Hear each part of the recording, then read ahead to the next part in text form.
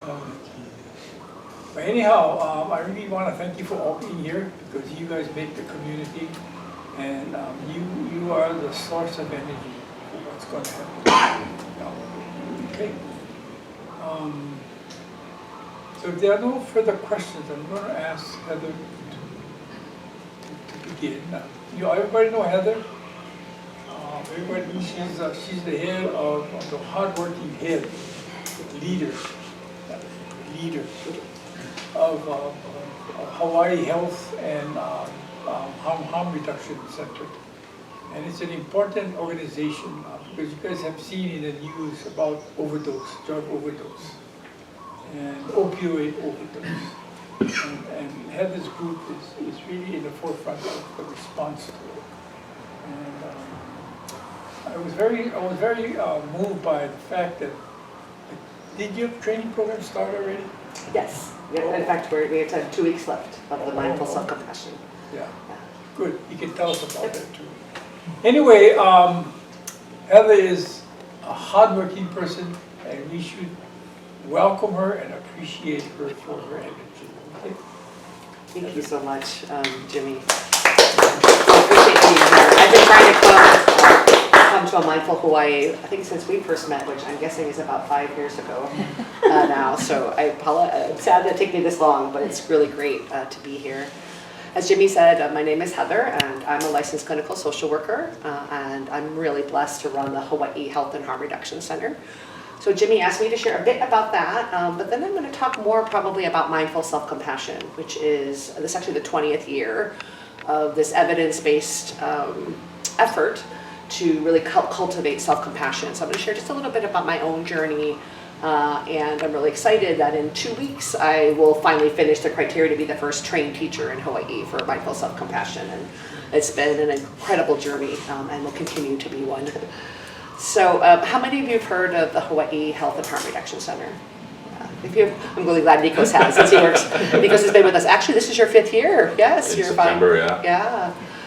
So if you haven't heard of us, that's okay. We're actually the merge of the Life Foundation, the largest and oldest HIV organization, which this is the 40th year. So 40 years ago, in the throes of the early part of the HIV epidemic, a bunch of very dedicated folks got together and created the first and largest HIV organization in the Pacific. So hard to believe it's been 40 years. I think many of us were hoping, me included, that we wouldn't have to exist anymore. But there's still, HIV is still very present amongst others. And then also the Child Project, a statewide harm reduction and outreach program. We merged 5 years ago to become the Hawaii Health and Harm Reduction Center, affectionately known as H3RC. Yeah.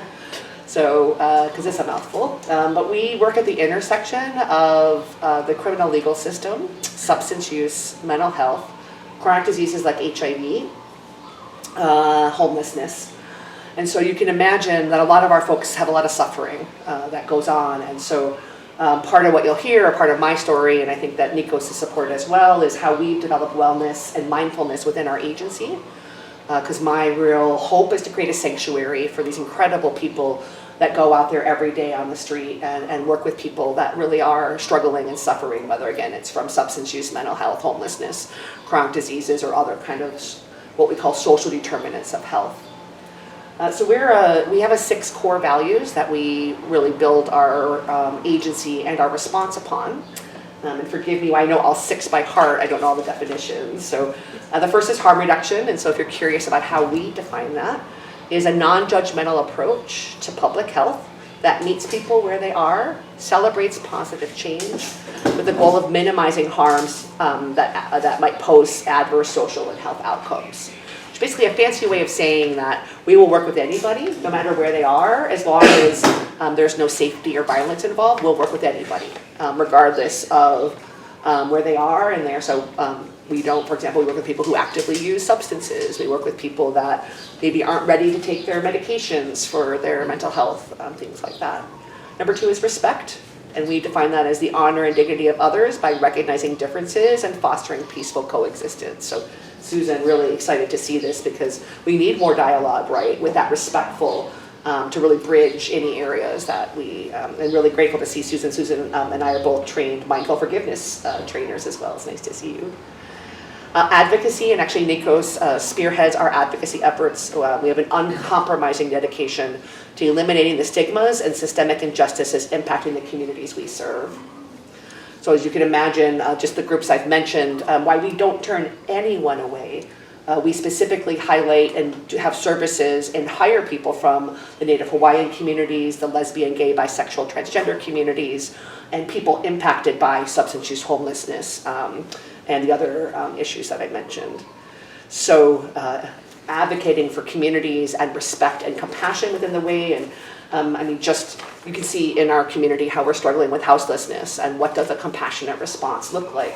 That also addresses everybody's issues, not just those that are unsheltered, but we know our businesses and communities are impacted too. So we then highlight what we call quality care. We have a clinic in Kaka'ako and also a robust street medicine program. And that is individualized healthcare and social services that demonstrate best practices and improved desired outcomes. So about a third of our services are on the street. We have a medical mobile unit called Ka'alave Pono, the vehicle that delivers wellness. A lot of outreach. We do homeless outreach and other aspects of outreach. As I mentioned, a street medicine team that goes into the streets providing wound care, assessments, linkage to care, things like that. Integrity, which is really important, particularly to me. I really invite feedback. Commitment we define as building relationships founded in honest trust, accountability, and transparency. And then lastly, compassion, which I'm sure you all have your own definition of, but for us, the motivation to alleviate suffering from a place of empathy, kindness, and receptiveness to the lived experience of others. So it's that last one that I think myself, Nikos, we have another staff at the agency that have really brought in mindfulness into our workplace. So I'm going to talk about mindful self-compassion.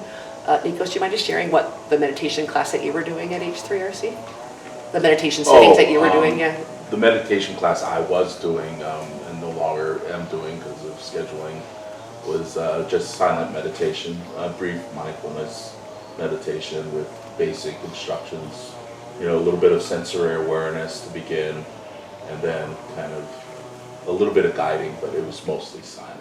And we had some good buy-in, but scheduling is difficult. Yeah. So Zoom too, when we had to move to Zoom. Yeah, and then we had to move to Zoom, so I'll pick it up again at some point.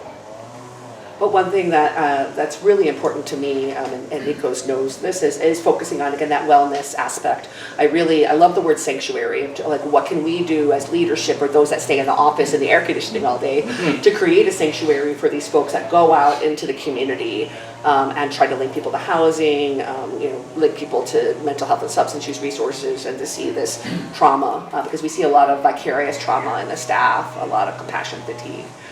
So, for example, one thing that I instituted is paying people for wellness time. I'm really proud to say that we offer a paid hour a week for wellness time. That could be going to a class like Nikos. During COVID, we had 2 hours. It could be we have a Zumba, we've had yoga. I teach mindful self-compassion. Now we have another staff member, David, who's a certified mindfulness, what's he called? A certified workplace mindfulness facilitator, sorry. So he went through Mindful Leader to be able to, he does some work. And then we have what else? Nico's painting, sometimes food issue. So I think that we did yoga for a while. Which I actually am bringing back. I just talked to Ikaika, who's an old yoga teacher, to bring that back. And again, the idea being that not only are we also busy, but that mindfulness can really bring the spaciousness that's needed to be able to kind of unpack what's mine, what's the suffering that I'm seeing, how can I take care of myself, how do I center some calmness after being out in kind of the chaos that some of our staff work in. And again, as I mentioned, seeing a lot of compassion fatigue among the team. So additionally, we hire people with what we call lived experience. So recently I did a survey of the team to find out kind of what's your history. 83% of we have about 90 staff, indicated they had a mental health diagnosis or struggle with mental health. About half had been incarcerated or experienced houselessness. Almost 2/3 said that they had some struggle with substance use, either current or former. So why I'm super proud that that's who we know that, I went to school and got licensed, and I think we need licensed professionals, my nurses and stuff. I also believe that folks that have lived it, you can't go to school for what they learn, how they can walk alongside somebody, how they can witness and create space. So how to support a place for people's first or second jobs, especially after they may have been on the streets or elsewhere, they may be in recovery. Having these programs to be able to focus on wellness, mindfulness, and support has really been essential. A great example is we focus on something called low impact debrief. So something traumatic happens, I would say, a couple times a week. Unfortunately, last year we lost 65 of our clients died. And you can imagine that, again, that collective impact on this team. So we have memorials, and we have ways to honor. We're about to restart our grief group. But having that kind of like burden again can be really lead to burnout. And really, make it more challenging for staff. So the more that we can provide these opportunities for them to learn and to be able to be supported and nurtured. And then I'm actually, in a moment, I'm going to talk to you about why actually that brought me and many others to mindful self-compassion. But it's just, I'm so grateful to have the support of a board, and there's been some funders out there that have supported both my development. Nikos, we still have some resources for you to get some certification, and then bring that back into the agency. So I'm going to transition here and talk about self-compassion, unless anybody had any questions just about who we are, what we do, or about kind of how we've been really trying to build this wellness and mindfulness program within the agency to support the staff. Did you say last week you lost 65? No, I'm sorry, last year. I might have said last week. I'm sorry, I meant last year. Sorry, last year. No, that would have been really... but still, we sat and read 65 names at the end of 2022 of people that had touched the staff or had died in our programs. I said last week, oh gosh. No, I meant last year. That would be quite a week. That would have been quite a week, yeah. But, I mean, last year, 360 people in Hawaii died of an overdose.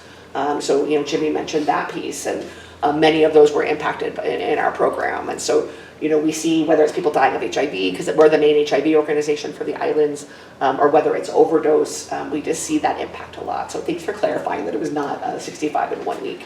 But we've been as high as 85 in a year, or we've said at the end of the year, 85 names, so that we can just honor them. Yeah.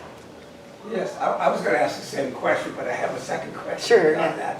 that. So when one of your clients dies, what do you do as an agency to honor or acknowledge? Honor that, Yeah. or to facilitate what happened with the body, Yeah. contacting friends, neighbors, how was that handled? Yeah, And I wondered thank if you. No, had that's any experience with the hospices. in terms of getting No, that's help. such a good question. And as like many communities, our folks are aging, and I don't know if folks happen to see the report on, like, for example, homeless folks last week. We went from 8% of our folks on the street being over 60. That's last year, they were 22% over 60. So we're seeing, unfortunately. One thing we do, and we have to, the other thing, before I answer your question, is that we do have HIPAA, because we're a health clinic. We have to be very careful. So I actually had to have our HIPAA lawyer look at our death notification to make sure that I was sharing enough information so staff were connected, but not too much information that I'm disclosing inappropriately for somebody. So the first thing that we do is we make sure that anybody, because we have a electronic medical record, anybody who touched them is told personally, so that they hear from one of us in leadership, so that we can tell them, and if they need space, that they can actually have, we set up like a supervision that day, so that if they need to talk to somebody, they have that. Once we tell the folks that are close, as Nikos knows, we send out an email that basically says death notification on the front, and then it says make sure that you're in a place, as we try to be trauma informed, in a place that you can handle this information, or wait to read this, and then we don't, it's farther down, so that you can, and then we train them to know that if you see that, only open it when you are ready or emotionally can read that. Then we have that anybody who wants to initiate a memorial for that person could. So we just had someone pass away that touched almost our whole agency. So we did have an impromptu get together where then we shared memories and talked about that. Then as far as, depending on what service we provided, we may actually be involved in, like this person, we actually were involved in the memorial that was at Punch Bowl, because he was a veteran, and the family, we had a role in that based on what they were wanting. But we may not, again, depending on, it's really about what the family wants. And then also, I'm sorry, we've had to sign what's called a public health release. And then lastly, we gather everybody's name and spend, I don't know, Nikos, a couple of hours at the end of every year, lighting a candle, throwing a flowers into the ocean for every single person that we've touched, whether we have their full name or not. So that's at least some of the ways that we're trying to, and then now we're developing a grief workshop to take some of the lessons we've learned to support others, because we notice that people are just not talking about the collective grief in our kind of circle of agencies. Yeah, and on that note, are you familiar with the bereavement network? I am, actually, so I just got connected to it. Not just, I've heard about it, but I got reconnected. I've been working with some folks on Maui called something about Amelia, that's working with some young children on bereavement. So yeah, I would love to connect with you more if you think there's a way that we could connect. There's so many resources through that network and groups for, For people that are staff, suffering, yeah. who are grieving. Yeah.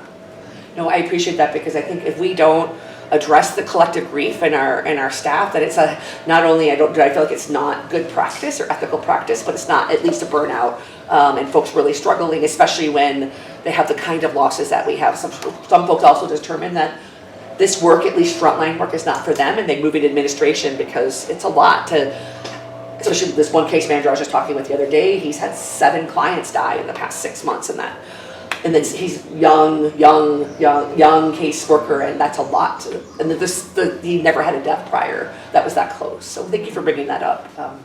So I will Miko's help me remember to reconnect with the bereavement network. Yeah. Any other thoughts or questions before I kind of transition to the mindful self-compassion? Again, I want to thank Jimmy, because we, more recently, we have been on the highlight of the overdose epidemic. We distributed 50 doses of naloxone. So if you know anybody that wants to carry naloxone, you can go to our website and we'll send it to you for free. Naloxone is a very safe drug that actually the FDA just made over the counter to combat opioid overdose. We have our AIDS walk coming up June 17th. So if you want to kind of come out with us and show that HIV isn't over, we have these amazing medications, right, for people that have HIV, and now a medication to prevent HIV, and people take it every day. So feel free to go to hhhrc.org if you want to reconnect more. But I wanted to really, if you don't mind, transition to mindful self-compassion. How many of you have heard of Kristen Neff and Chris Germer's mindful self-compassion? Anybody? Okay, it goes. So 20 years ago, Dr. Kristen Neff developed the first ever what's called self-compassion scale. And if you Google self-compassion scale, you can find this one. And it was used for her research to be able to assess people's levels of self-compassion. And I'll define what they mean by that in a moment. A few years later, she launched her book called Mindful Self-Compassion and connected with Chris Germer. In 2010, they released a formal 8-week program called Mindful Self-Compassion, or what we call MSC. I went to the intensive retreat in Arizona. Actually, I got really lucky. I was one of the last ones trained by Dr. Neff and Dr. Germer in Arizona in 2015. And so just a little bit about my history without getting into too much. I am a trauma survivor. I have a lot of trauma in my background. And the reason I tell you that is when I started mindfulness practice in about 2012, so yeah, about a little over a decade ago, my inner critic was very active. How many of you have an inner critic that can be active? Especially where we create space about whatever the thought is, or I'm not a good meditator, or my mind's monkey mind, whatever. And so being harsh on myself was a way I coped with, one of the many ways I coped with trauma. But as I started practicing, I got flooded, and actually my depression and anxiety went through the roof. And the more I practiced mindfulness, it actually got worse. And it wasn't until I found the mindful self-compassion that I realized I had not developed the inner self-compassion skills to be kind to myself when all of the stuff that would come up, and that either overworking, overfunctioning, distraction, I'm also kind of a highly sensitive person, all of that stimulus made it so that once I actually started to sit and do a practice every day, it was overwhelming, and I really struggled with my emotional well-being and emotional regulation.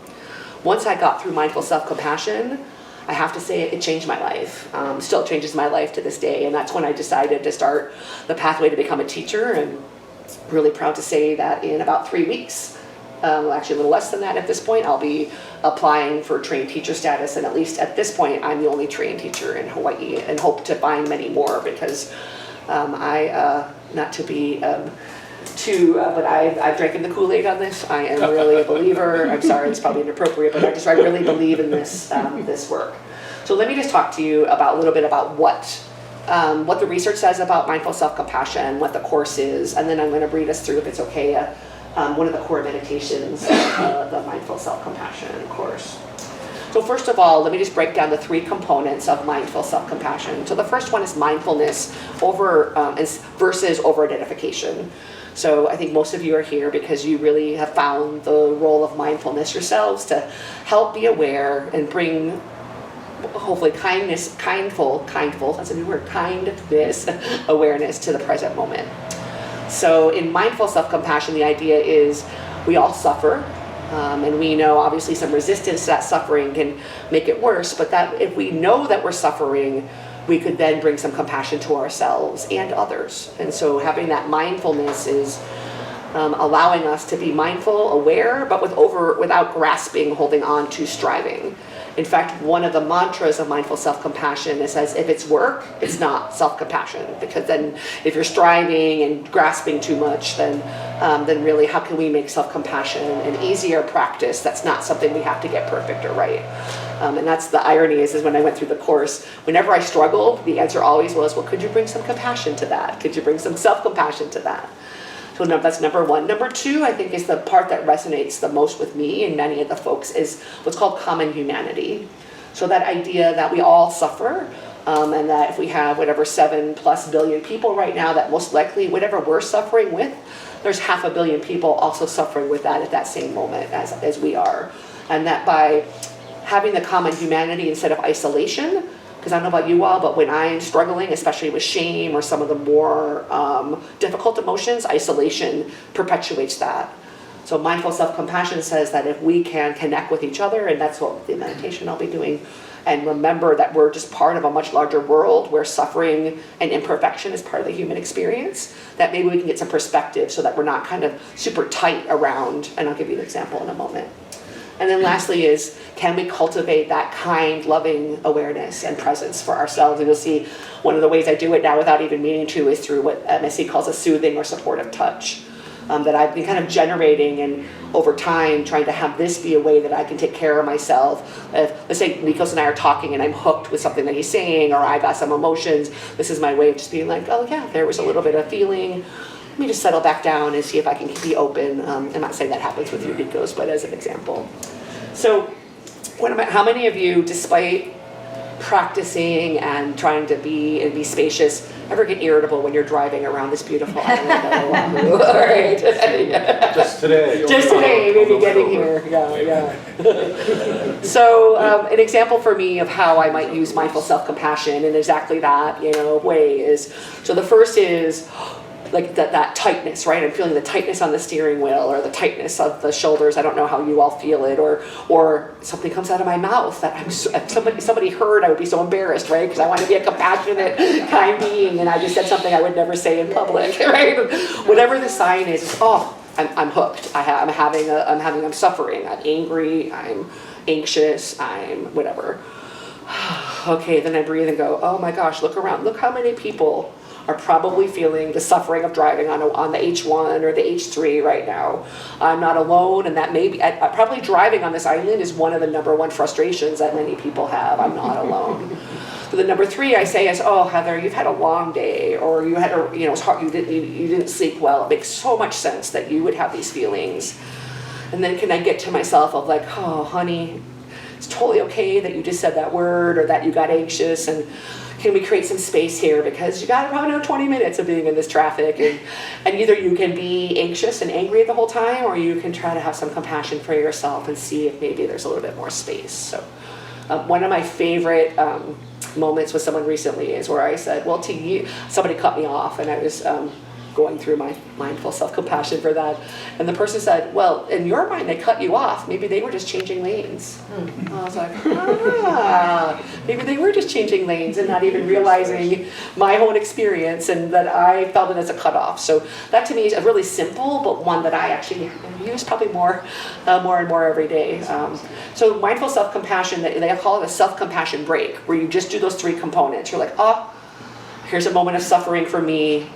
Let me connect with the common humanity that many people go through this. And then what is something kind I can say to myself, or supportive touch that I can, soothe, and see if that creates, again, some more spaciousness or some more ability to let go of something so that I can move on and maybe see the rainbow that was right there over H1 that I didn't even see because I was so mad in creating a story about that person that cut me off. Not that any of us ever do that. So I just wanted to make sure that I was kind of covering the main pieces of the MSC. I talked about mindfulness over identification, knowing that when we suffer, we all suffer, and again, it's a prerequisite for compassion to arise. And again, it doesn't mean that there's no emotional pain. In fact, there's a term in mindful self-compassion called backdraft. You've probably heard of the term backdraft when it comes to fires, that when oxygen comes into a room that's been kind of closed off, it can make the fire get bigger. Well, Chris Germer, who's a psychologist and was part of the duo that created and then showed that this worked, found that when many people, especially trauma survivors, and I myself have had some of this, where we bring in love into a space that hasn't had a lot of love, that we actually might have even more feelings. So an example might be, I don't want to get into my issue, that I did not have traditional parenting. And so sometimes, by loving myself, I may get to, I never had this growing up. And not that that's not important, but just to acknowledge that sometimes by bringing compassion to ourselves, because it's maybe a new feeling of having that kind of non-judgmental, loving kindness, that we actually might have even more shame, anger, or other feelings, because it's kind of bringing the oxygen or light to an area that hasn't had a lot of love or light. So we have a place in mindful self-compassion where we talk about the zones of tolerance, in the middle kind of being safety, then some difficulty, and then overwhelm. So that when people are practicing self-compassion, the whole point is, what's going on with me and what do I need to take care of myself? It's really, if you want to boil MSC down. And so sometimes during our activities in our 8-week course, the self-compassionate thing, if someone's in overwhelm, is to disengage, right? Or ground through the soles of the feet, or ground to the birds, ground back to breathing. Or for some folks with trauma, breathing is not a safe anchor, right? And we often use that in meditation, so what might be another? So really helping people build self-resources so that they can take care of themselves. And it's not therapy, which is a real relief. As a clinical social worker, I often feel over emphasis or over need to find the right thing to say, and that's not what this is about. It's more about helping people find a safe place to find their own resources. So if you don't mind, this is not the formal meditation, but can I just take you through a quick exercise that really illustrates this? So I'm going to ask you to get your feet comfortable on the floor and your akole on the chair, and let's just take a deep breath together. If you're comfortable, you can close your eyes. So I'd like you to think of a time, or various times, where you've had a close loved one, a close friend who's been suffering in some way. Not a partner or family member, sometimes those are really complicated, but a friend you really cared about who was struggling. Perhaps your friend had a misfortune or felt inadequate. Maybe they lost a job or felt like they failed at something. Again, think about a relatively uncomplicated relationship where someone you cared about was suffering. How do you typically respond to your friend in such situations? What kind of words might you use?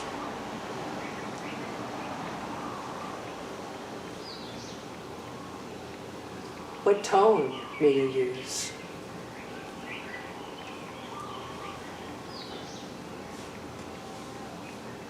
Imagine your posture,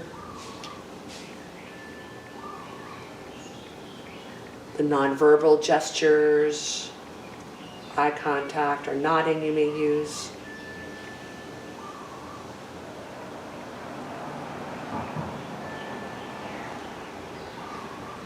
How do you convey that compassion, your desire to alleviate the suffering of your friend or loved one?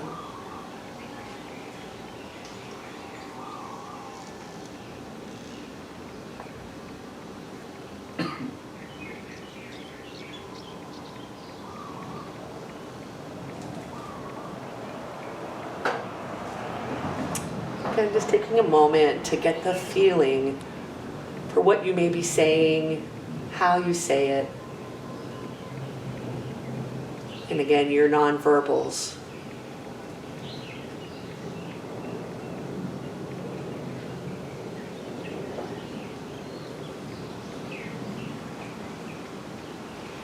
So now I'm going to ask you to let go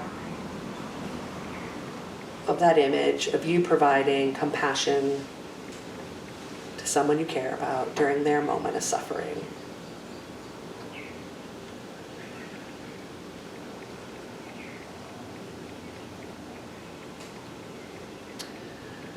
Now, I'd like you to think about various times when you were suffering. Perhaps you had a misfortune, or felt inadequate, or felt that you failed at something.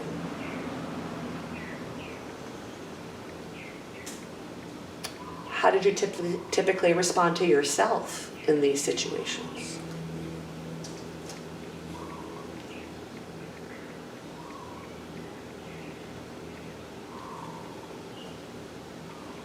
Imagine that inner voice. What did you say to yourself?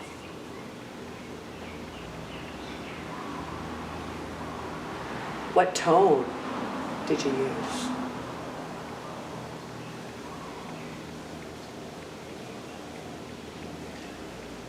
And what happened in your body? Any posture or nonverbal gestures you made towards yourself?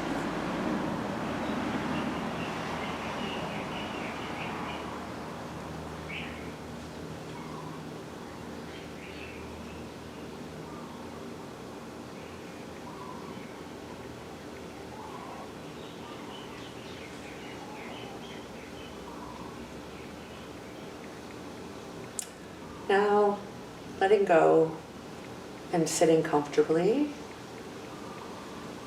and perhaps taking a moment to offering yourself, like I mentioned, some soothing or supportive touch, or some kind awareness, loving awareness to your experience.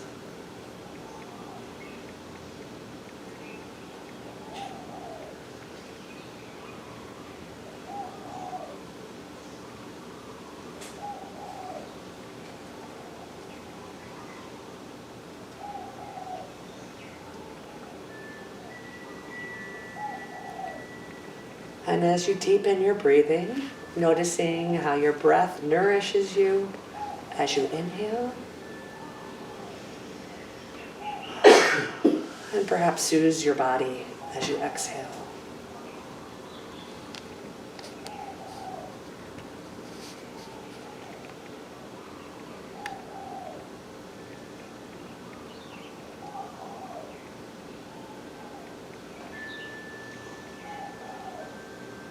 Nourishing on the inhale,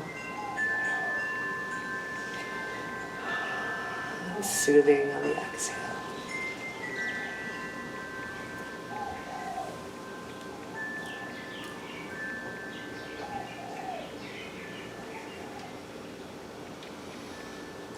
Now letting your breathing find its natural inhale and exhale. And just taking a moment to sit, nothing to do, nowhere to go, just focusing on the breath.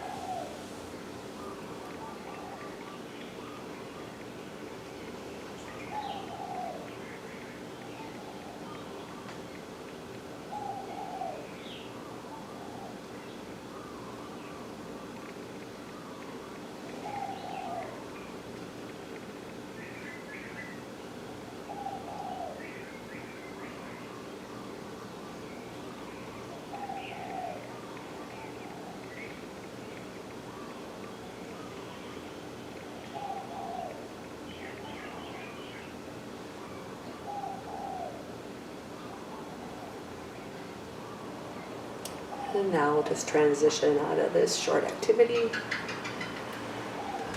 But moving my arms a little bit helps. Stretching and then just opening your eyes and coming back into our beautiful community here.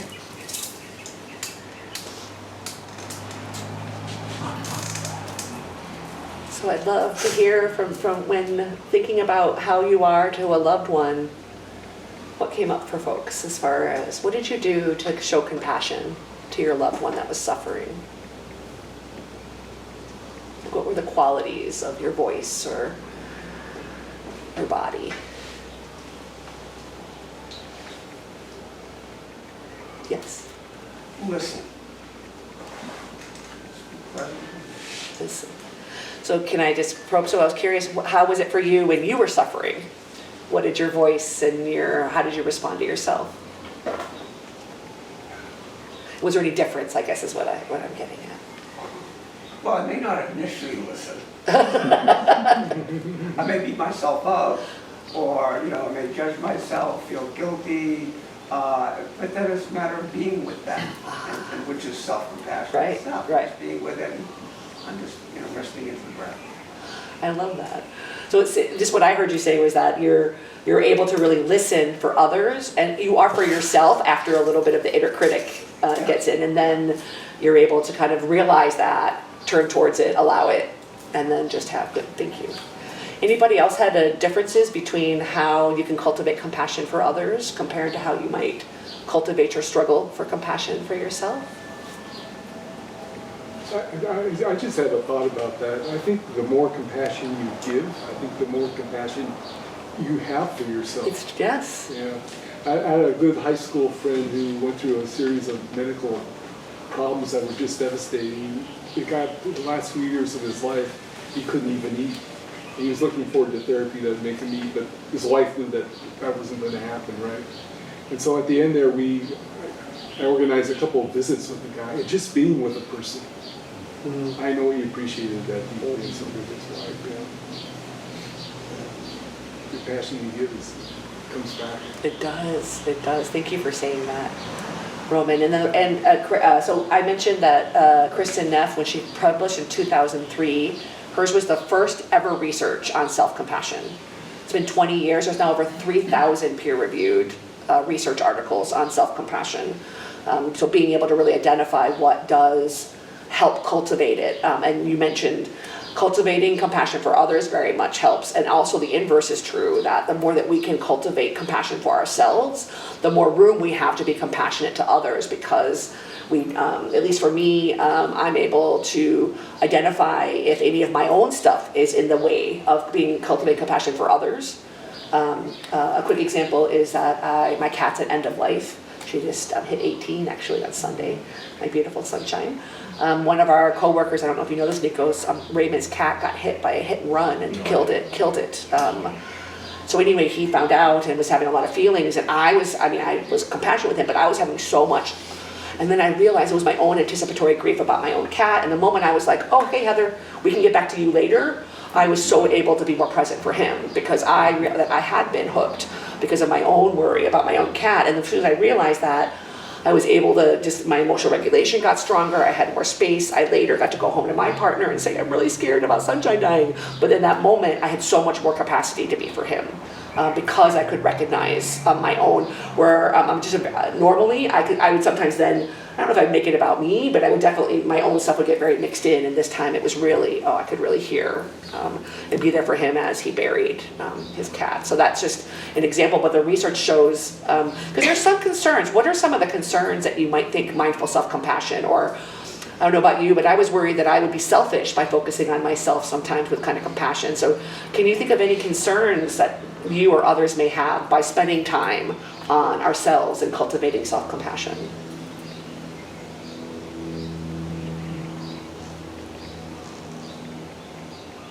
Like, for example, does anybody use their inner critic to motivate themselves? Like, oh, I need to work harder, or I need to do better. I need to, like for me, I struggle with my weight. I need to eat better, and I can see myself getting. So the Kristen Neff often talks about that a compassionate parent would never let a child eat nothing but ice cream, right? That would not be compassionate, but that would be, so that's an example of where there's a whole, and a growing research that she's doing on like the balance between self-indulgence and self-compassion, or looking at the balance of the kind self-compassion, which she's calling the yin-yang of compassion, of the yin being the kind and the yang being fierce. And that the fierce compassion is, maybe I need to make a change, maybe I need to speak out against this injustice, maybe I need to set a boundary. In fact, she just released a book last year called Fierce Compassion, which is she calls the mama bear kind of compassion, where it's very activating and it's still compassion, but it's addressing that maybe things need to change with myself or others. Again, maybe I need to set a boundary, maybe I need to speak my truth.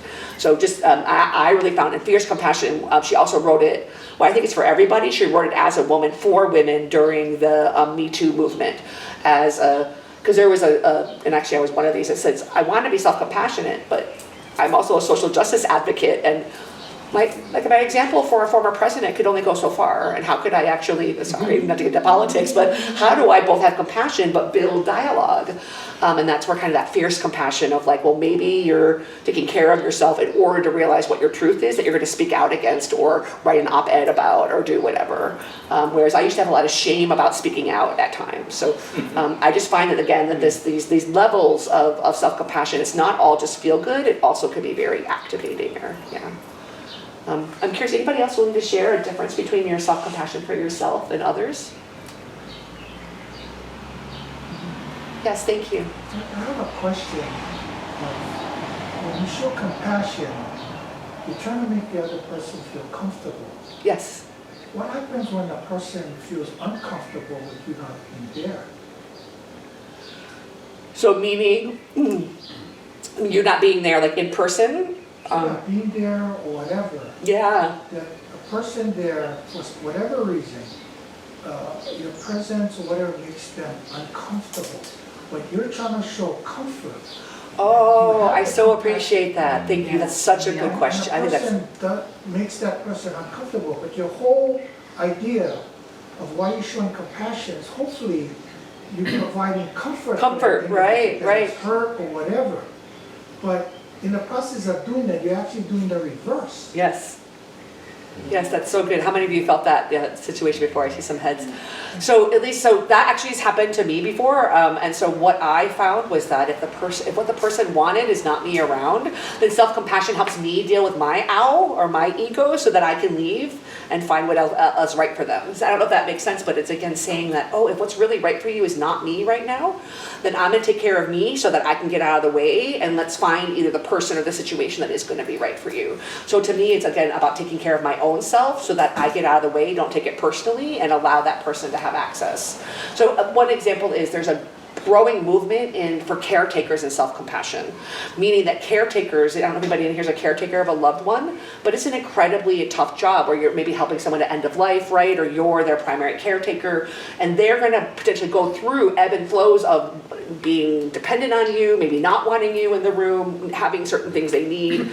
And the caretaker, at least when I was a caretaker, I had a lot of guilt for when I didn't do it right, or they didn't want me, or what I could provide, or I had guilt because I couldn't be there all the time, or I had guilt if I took care of myself. So they're actually developing a whole book that comes out on the research around how can you, in relationship, use mindful self-compassion in order to truly hopefully be able to provide whatever that person may need. So I don't know if that was helpful, but that's how at least I've been able to take, if someone doesn't want that from me, then trying to say, okay, well what would be helpful? Oh, it's so-and-so, or it's my brother, and then going, okay, well then I'm not going to take that person. Well, I mean, I might, but I'll do it privately, right? Take care of myself. For that person, they're not feeling like not only are they suffering, but now they got to take care of me and my feelings about the fact that they don't want me in the room, which is not at all what I'd want them to do. But I'd love to hear if anybody else has any thoughts, because at least that's how I managed it the time that happened to me. I was having somebody die, they told me that I was not making it easier. And so I said, I'm really glad you told me that. I actually came back later because they wanted me to, but in that moment I was asking them too much I was making them process too much, and that's not what they wanted. And so I said, I really hear that. Okay, what do you want right now? I just want to be alone. Okay, I'll be right outside if you need to call. And then I went outside, and I'll be honest, I had a little tear because I was like, oh, and then I said, it's not about me.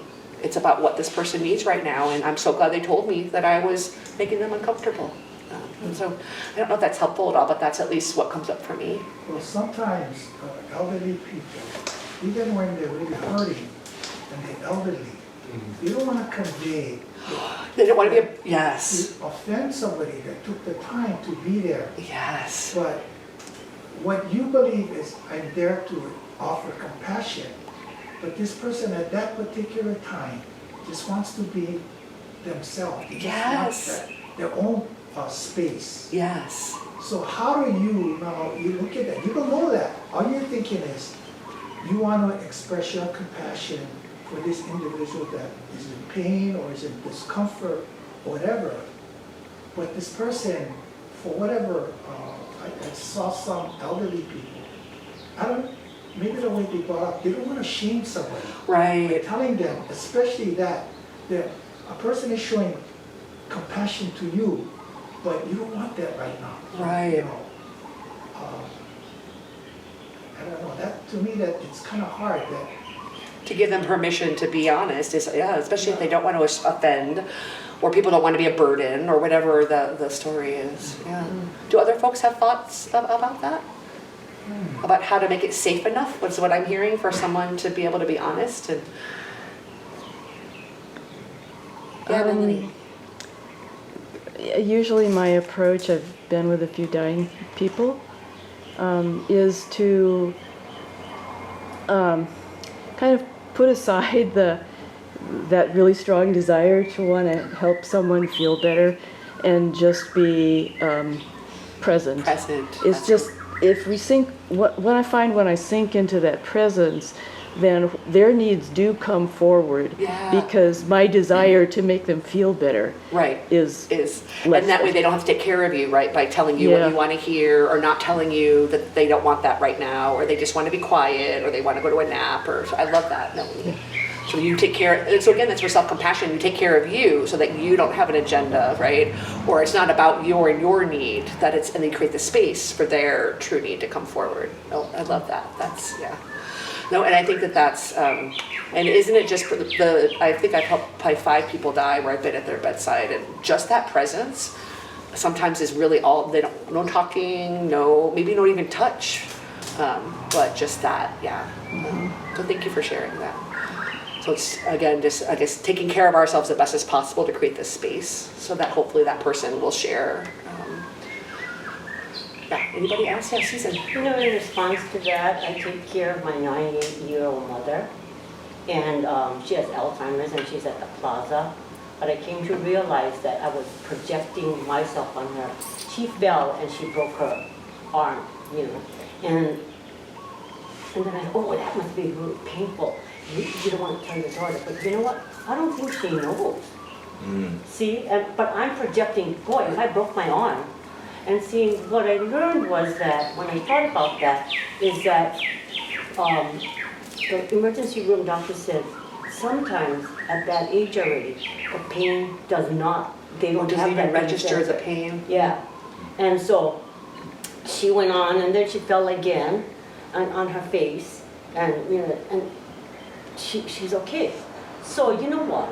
For me, dealing with her, and right now, she's at the plaza. On their floor, they have 21 COVID cases, so I'm not going to see her right now. Wow. Yeah, 21 COVID cases. So in the meantime, what I'm doing is, you know, I used to go every Sunday. I still go every Sunday, but I don't see her, and I just write a note. Hi, Mom, and I don't say anything about how you're doing and everything else, because she can answer me anyway, you know what I mean? But then I bring her small, like, that's why I'm late today. I went to buy her mochi, you know, from Dillingham, with that terrible traffic, right? Oh, with all the real stuff. Yeah. And so I went there because I'm going tomorrow. So I just bring a little, and I just handwrite a note. I don't know how she feels. But, you know, when she gets, I'm assuming when she gets it, I know she's getting it. But, and I'm projecting myself, if I got something from, I don't even know if she remembers who I am, you know, sometimes when I go. I always ask her, I'm Suzanne. But then just doing that gesture, I don't ask her anymore, about how she feels. Because I used to tell her, just tell the doctor how you feel. She goes, oh, it's okay. And then when she fell and she hit her head, she said she feels fine. And actually her memory has improved. About her speech. She now talks about, inappropriate things like, my brother, I need to go to a funeral, can you bring me my checkbook? And I say, okay. So I know that it's going, but that's how I deal with it, because I've got to understand that what I'm projecting on her, maybe she won't feel, I don't know. But it seems to be working. Thanks for sharing, Susan. But the question I have is, nowadays, for me, it's difficult to sympathize or, show my compassion through email, okay? Because a lot of things are coming through email. And so I had this concern, and I'm looking at Melanie because I think she read my email, of a client, one of our people that were working together. And he said, I'm really sorry, I'm really busy right now, and I didn't get back to you. But, he has a, catastrophic, but a catastrophic story. But then he began to tell me, what I'm doing is, I'm helping my son, who got into a car accident in 2021, and he's now, brain, right? Brain trauma. And so I'm thinking, and I don't know this man really. I met him 8 times through video. But then I said, so what do you tell him? Well, that's okay. I understand why you're not contacting me. So I said to him, I heard what you said, about how hurt you were. And I don't remember the wording exactly because it took me so long. But I'd like to thank you for the opportunity that gave me to meet you, because you have brought so much to my life and made me smile. And I just, ding, right? So that's how I did it. But emailing right now, it's very difficult because you know what it is. You don't know intent, and depending on whatever space you're in, Yeah. it's so easy to read in again or project onto. Don't know. It's really true. So I appreciate you sharing your story. But what I'm also hearing in there, Susan, is you also take care of yourself to ensure that you're not projecting on to your mom. And then again, by taking care of ourselves, the research has showed that we can. Not only do we make healthier decisions, we can create more space. One of the research that really resonated with me, again, since I unfortunately dealt with my trauma with eating, was they did a research project where they told people that they were tasting new cookies, and they could eat as many cookies as they wanted to get their feedback on the cookies. And then they had the group do one did a self-compassion intervention where they said, you're eating this as part of the research study, it's not, you can stop, not only can stop, but you're doing this because you've been asked to, so don't be too hard on yourself. And that group ate 75% less cookies in the experiment, just because they had a self-compassion intervention, and then we're told you can eat as many as you want. So it's just really interesting to me to continue to look at these studies. Who is the science person that you are? That more and more they're looking at it with young people. They're looking at it with people at end of life and caregiving. That the more we can cultivate and take care of ourselves, it starts to happen so quickly that the whole neurons that fire together, wire together, that we actually then have to spend less time practicing it and have more compassion and space for other people. So that's really been, I think, why I've enjoyed it so very much. Yes. So on this point of, not imposing yourself on, you want to be there for someone, but then maybe they don't want you there, but they won't say it and whatever. And I know I've had a hard time over my life, like asking for favors, asking for help and whatever. But several years ago, my husband shared with me something he got from a friend of ours who's a priest, and he always would say, no is an acceptable answer. Yes. And that has just opened up my life, because I mean it, because it's like if you say no to me and I've given you that, then it's not personal. No, it's like it gives me it's a healthy boundary. And I'm like, and then most times people don't even say no, but when they do, it's like, thank you for saying no. Thank And, you for, know, yeah, exactly. So I feel like you could say, would you like me to come by? And if not, no is an acceptable answer, but I'm happy to do it. Or, yeah, thank you. So it's also giving people permission to say, Yeah. yeah, like if it's not a good time for me to leave, or I can come back, then please let me know, or I want to come by, but if not, if that's not good, let me know.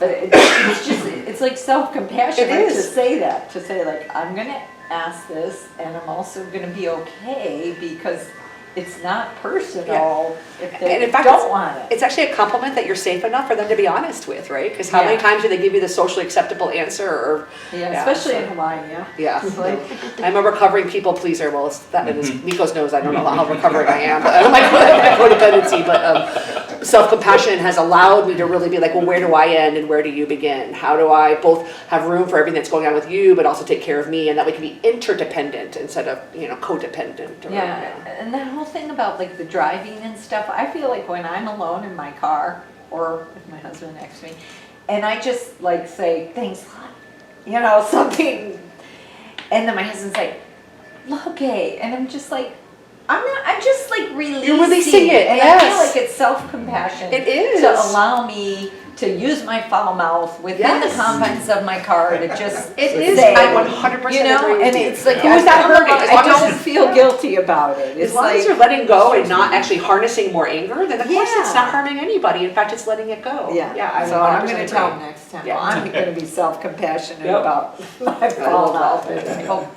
I hope you will too. Well, are you all open into me doing the core meditation, one of the core meditations? So the three core meditations, one is called affectionate breathing.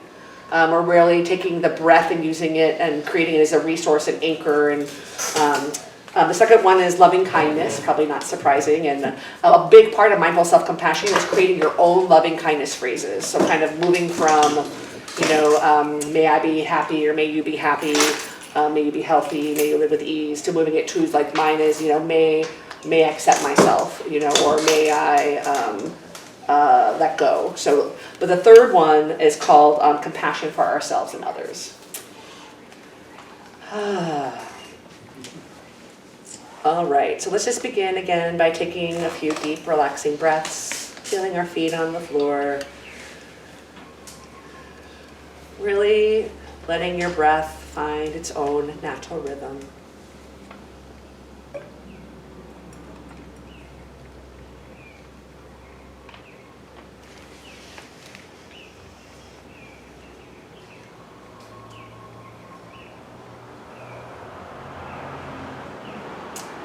Now, focus your attention on your in-breath only.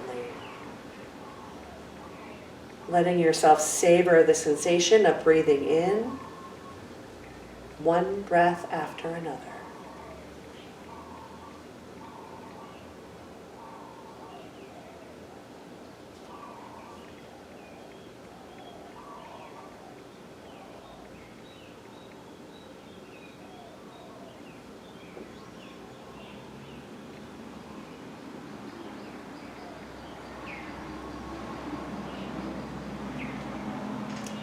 Focusing on the in-breath, perhaps noticing how the in-breath energizes your body.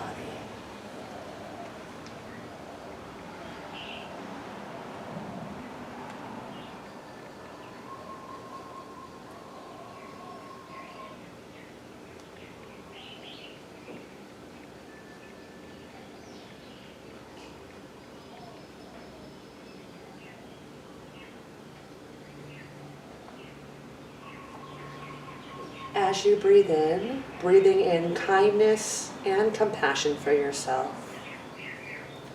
Just feeling the quality of kindness and compassion as you breathe in. Or if you prefer, letting a word or image of kindness riding on your inhalation.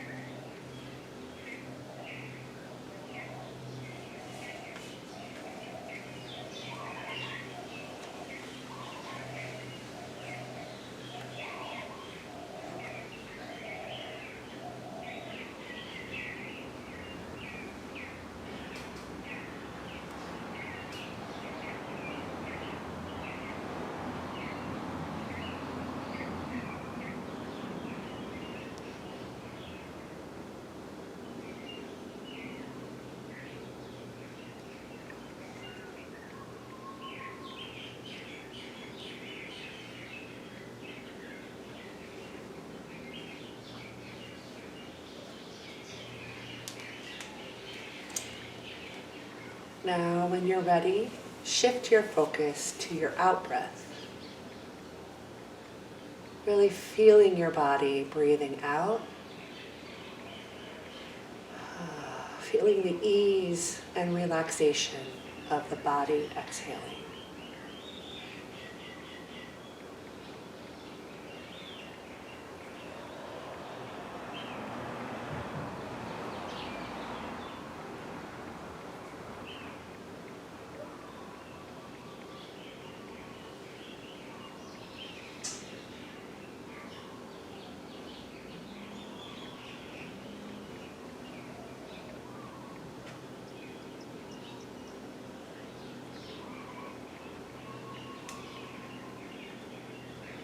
And as you breathe out, thinking of a loved one who may be suffering and sending the ease and relaxation of your exhalation to that person, or perhaps just out into the world.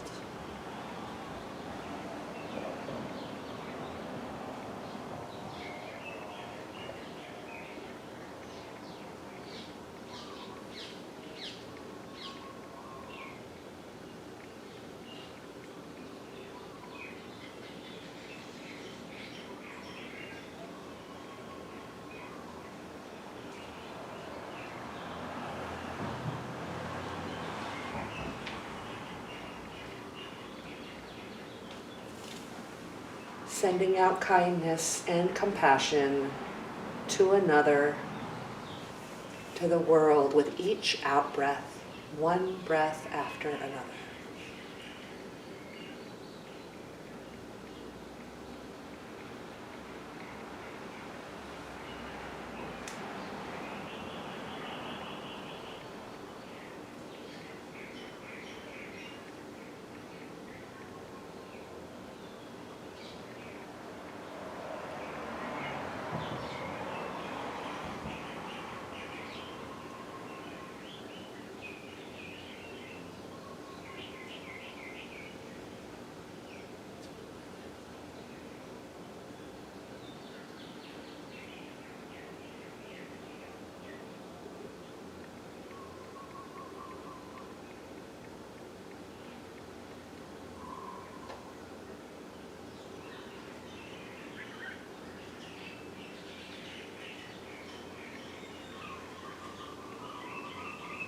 Now focus again on the sensation of both breathing in and breathing out. Savoring the sensation of breathing in for you and the sensation of breathing out for others.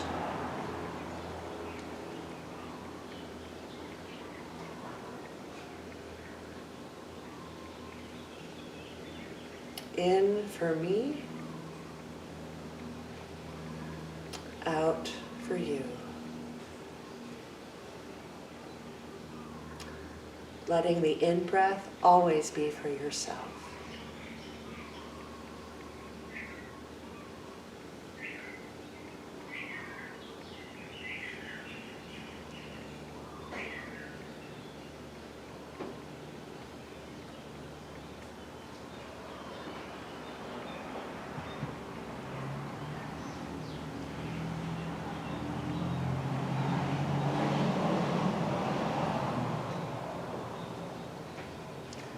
Now find just the right balance for you in this moment of time between breathing in for yourself and out for others. Really giving yourself permission to breathe in for yourself as often as you like. One breath after another.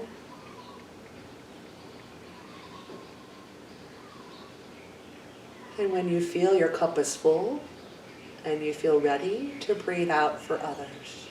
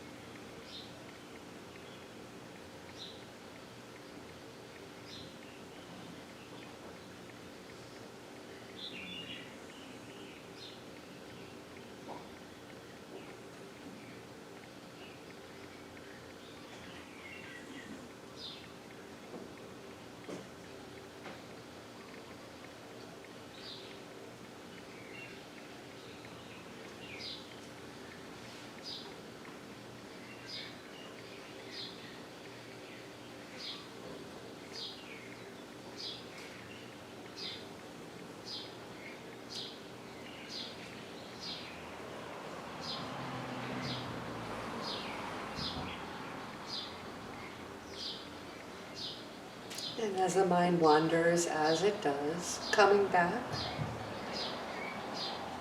to the breath, offering kindness and compassion to ourselves on the in-breath,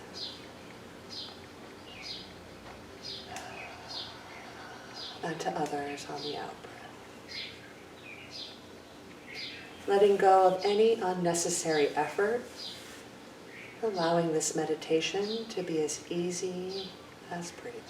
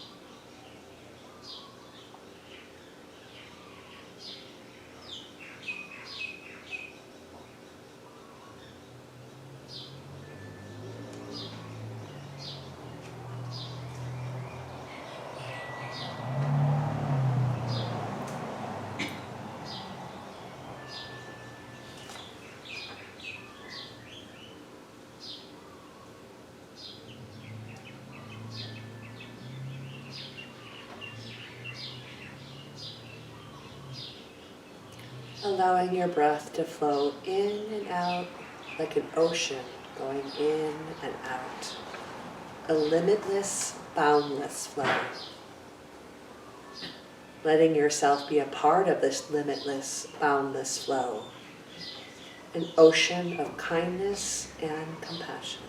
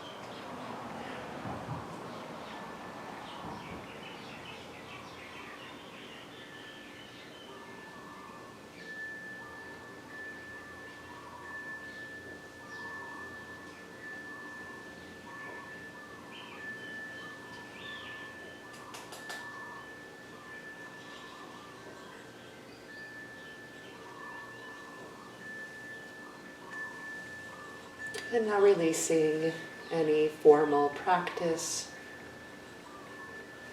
with the in for me and out for you. And just sitting a moment in your experience, whatever it is.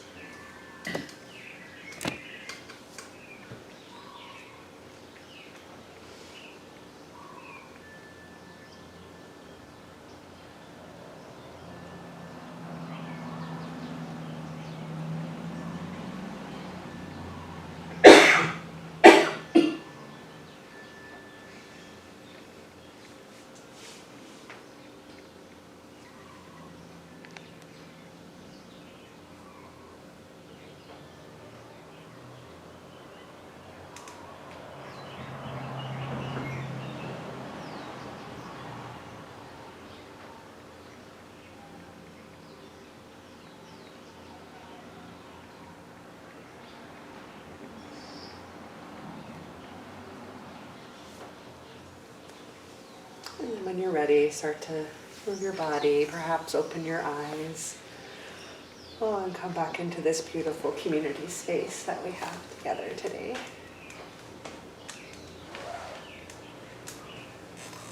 Oh, so grateful for the birds and the breeze. And the chimes came in at a really wonderful time. Yeah. I would love if anybody's open to sharing anything about your experience with the what's called compassionate breathing meditation.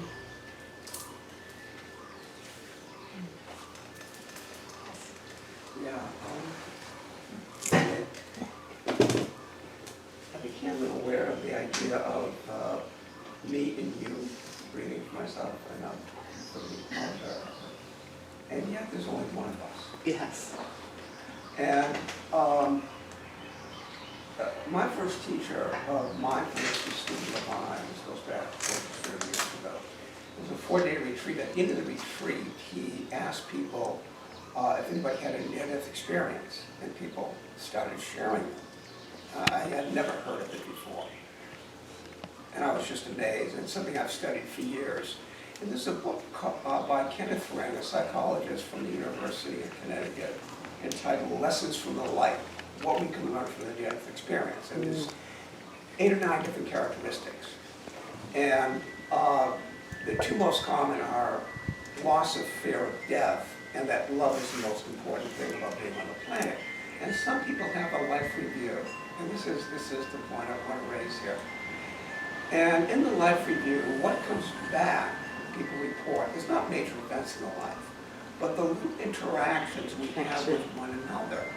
And so you may have said something you thought was funny, sarcastic, and you re-experienced that yourself, how you felt and how you thought, but you also experience it from the other person as if you are the other person. You feel what they felt and what they thought. Or let's say you did something kind and thought nothing of it. And then you get to re-experience what the other person felt at that time, and you had no idea. And so Kenneth said that the golden rule, rather than be do unto others as you would have them do unto you, do unto others as you would do to yourself, because you are doing it to yourself. Yeah. Which also reminds me of Howard Thurman, who was the mentor for Martin Luther King. He said, if I believe enough in me, I can believe you. So to me, the breath connects us all, and I benefit from extending loving kindness to the other. It's for me too, at the very same time. Thank you for sharing. I just love breathing meditation, I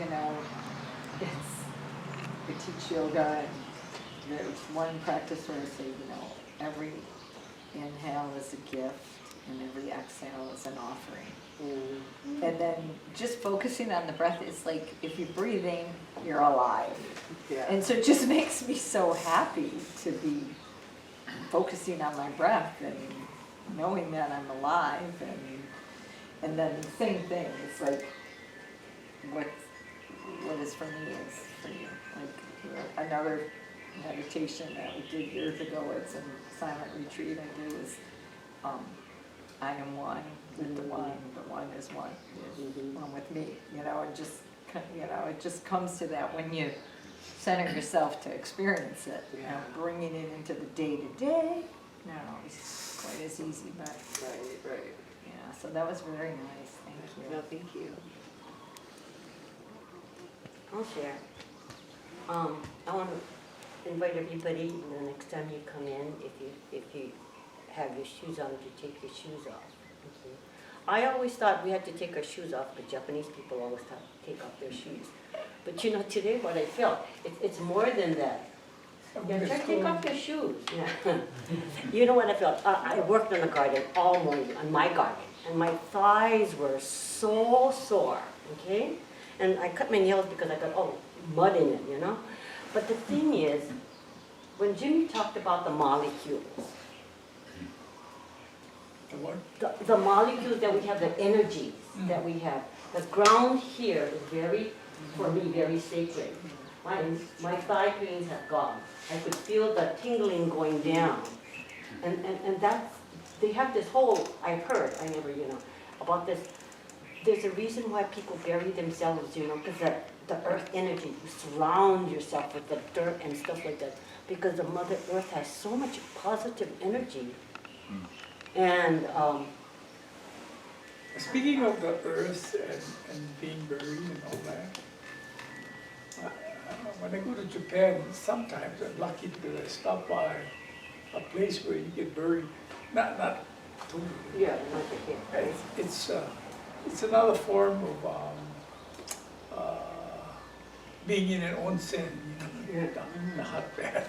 So they bury you in a hot sand, and up to here. And I'll tell you, it's really an experience. Anybody have That done sounds that? actually really relaxing.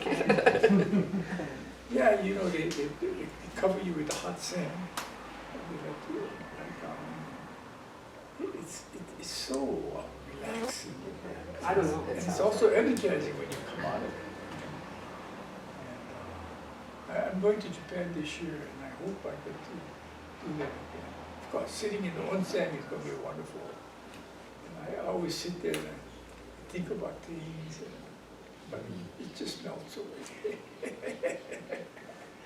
Oh my God. What is that called? I think in Japanese the word sand is called suna. Suna something, kakari or whatever they call it. But it's really an experience. And of course, when you come out, you rinse yourself, and then you go into the real hot onsen, the hot water, or what they call it, oyu. And I just love that, sitting there. But you can't stay there too long because if you have a blood pressure problem or something, you might just fall asleep. And in fact, one of my friends actually drowned in the onsen, staying in too long. Yeah. But this whole exercise of compassion was very good. Well, thank you so much for having me, Jimmy, and thank you everybody for this. And if you're interested to learn more, the Center for Mindful Self-Compassion.org, I think is a Center for MSC, is where you can learn more about this program. And yeah. When's your next cycle? I don't know. It's a good question. I have two. It's a 9-week. There's 8 weeks, and there's a retreat that's silent in the middle of it. And so we're just finishing up. I have 2 more weeks. So probably, I'm guessing later this summer we'll start the next cohort. So are you about to start? Send me the information. Okay, I will do. Yeah, I got a few folks from your list who have joined us this time. Yeah, it's been really great to have a couple people from Mindful Forgiveness group as well. So it's been a really nice. There's about 12 of us in the group. Oh, So. that's good. Good number. Yeah, it's a really nice number. But, I appreciate you for leading and guiding us today. Yeah, no, thank you. I really, again, appreciate the opportunity to be here and be in community. So thank you, Jimmy. Thank you, everybody. For allowing us to Thank you.